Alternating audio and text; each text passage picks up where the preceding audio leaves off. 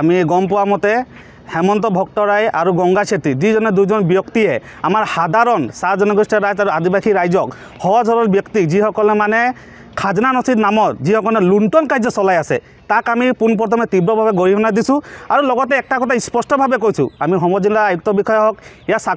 ৰাজহ চক্ৰ বিষয়া হওক তেওঁলোকৰ ইমান স্মাৰ্ট নীতি আমি গম পোৱা মতে যিসকলে বিজেপি চৰকাৰ দিনত গোটেইটো পৰ্টেল হওক বা কিবা ব্যৱস্থা হ'লেও মানে স্মাৰ্ট নীতি যি কাম কৰে কিন্তু এনেকা স্মাৰ্ট নেট থকাৰ জেগাটো মানে এনেকা ধৰণৰ যি জালিয়াতি হৈছে এইটো কি ভিত্তিত হৈছে